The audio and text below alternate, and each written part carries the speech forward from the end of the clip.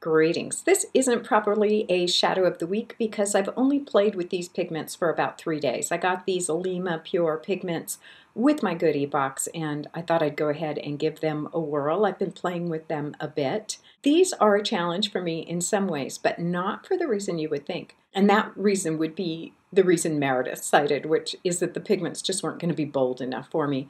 But on occasion, I do wear these kind of sedate pastel colors, and so that was fine. In fact, I've oftentimes gone with exactly this kind of muted matte color palette when I need to do something very traditional, let's say. I'm not going to wear my bright yellow eyeshadow to a funeral, or if I'm meeting with a donor and I'm asking for money for the studio, I'm not going to wear vibrant blue. So on occasion, I have been known to pull off a more sedate, ladylike look. And that's what these will give.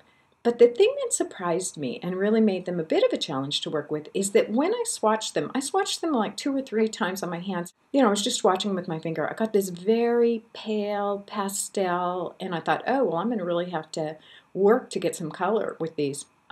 Quite the opposite. I would tap it onto my brush and go, whoa, that's a lot of color. So I actually was more playing with how to subdue them, which came as a surprise to me. But without further ado, I'm going to go ahead and get started.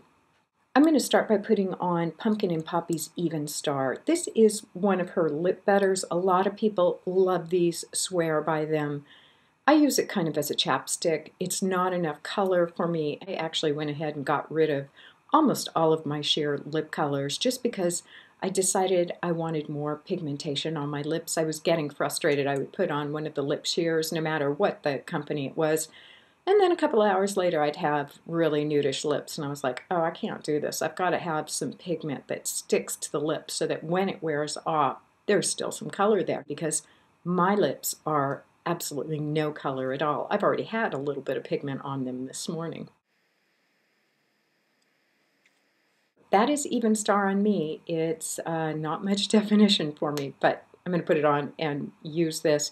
Before I go out of the house, I will sport a berry lipstick, most likely, or a pink gold. Haven't decided, but one of those two. I'm going to start with the shade Pink. This is the, I think, semi-matte blush. What do they call it? They call it a Satin matte blush. I'm going to start by putting that on the eyelid. Next, I'm going to take the shade Viola. There's Viola. And I found this Sephora brush works that wasn't going to give me too much color. I'm going to run that through the crease.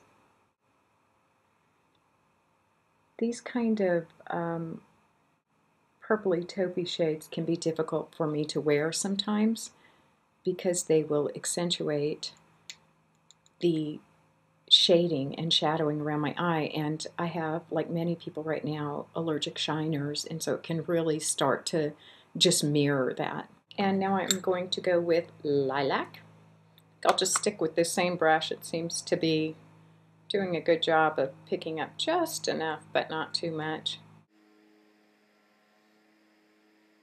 I think you can see for a very neutral color palette, that is a lot of color on the eye. I'm going to go ahead and blend it down.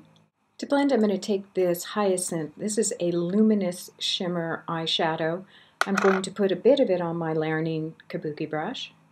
And I'll start by softening up the crease and then work down to the lid. And now I have a much softer look on the eye.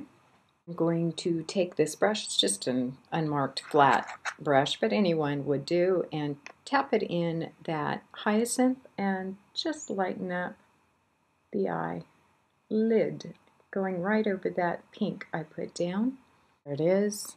It's very soft.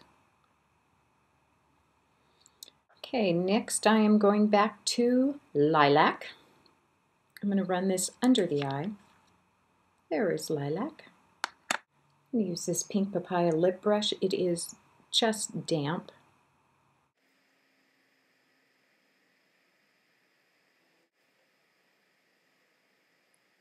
Okay, that is it for the eyes. I'm not going to tightline. I'm not going to use eyeliner. I'm going to curl my lashes, and I'm going to apply mascara. One of the things I discovered this week, I've actually known this for quite some time, I have two eyelash curlers. I think this one is the e.l.f. and God only knows what this one is. But at any rate, this one works better for one eye and this works better for the other eye, and I would kind of alternate between them.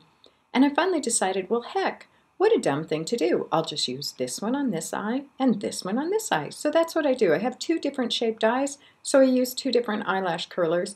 And I'm ashamed to say it has taken me years to figure this out. Years. I'm 54. You would think I would have figured it out before now, but no, it was this week. Ding, ding, ding. Just use two. Just use this one for this eye because it works, and use this one for this eye because it works. The mascara, as always, is the 100% Pure in Black Tea, and I just opened a new tube April 1 because I'm on a quarterly system with my mascara, so I will use this for April, May, June, then I'll pitch it. July 1 will be a new tube of mascara. I'm trying to be really, really careful with my mascaras just to make sure I don't introduce any new drama to my eyes. Okay, time for the cheeks. For cheeks, I'm going to go with Pumpkin and Poppy Debutante. Just take a damp sponge.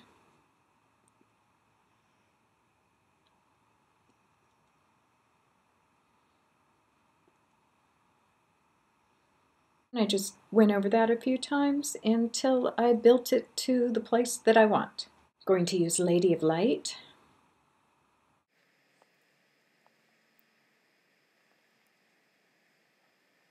For blush, I did indeed find the Alima Pure Satin Matte Blush too matte for me. So I will use my favorite tool for grabbing pigments, which is this Starbucks stopper. Love this thing, and it's free. Sometimes I just use this little dish to mix my pigments with.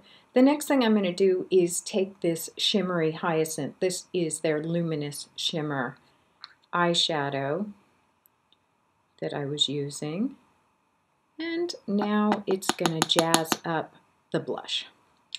That's what I like about pigments. So easy to mix to get what you want. So there they both are.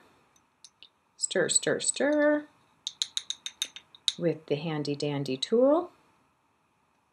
To take my Laranine fan brush, swirl it around. I love this brush because it's super, super soft, barely picks up any product, so I can build really, really slowly and not go crazy on my cheeks.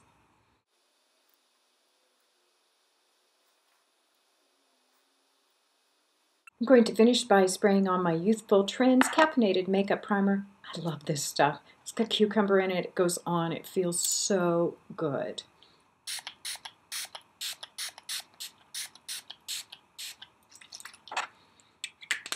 I don't always show that on camera, but I almost always use it. Okay, I feel like most people in the world would be comfortable with that lip.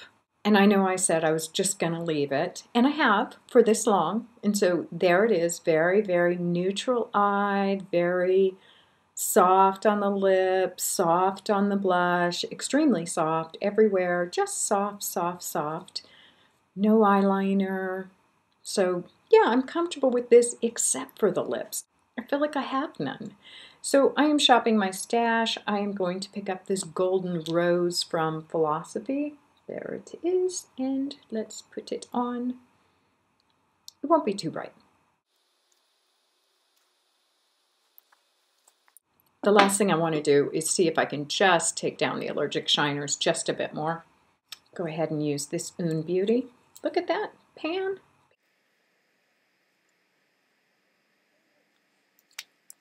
So after sporting a wacky kind of yellow and green eye last week, I have been playing with my very sedate, soft, and ladylike Alima Pure Minerals pigments. Would I get more of them? Yeah, absolutely. There was a coupon that came with the Goodie Box. It is good until May 31st. So between now and May 31st, I might choose some more pigments from Alima Pure. I really did enjoy working with them. So there it is. Nothing dramatic, but more color than I expected. I expected to see almost nothing, and it is, when you stand back, it is a very neutral eye, but it does have more pigment than I was expecting, and it took me some time to learn to use it, but once I did, I was very happy with it. As always, thank you so much for watching. Let me know what you're up to. Let me know what you think. And yeah, make it a great, great day. Bye.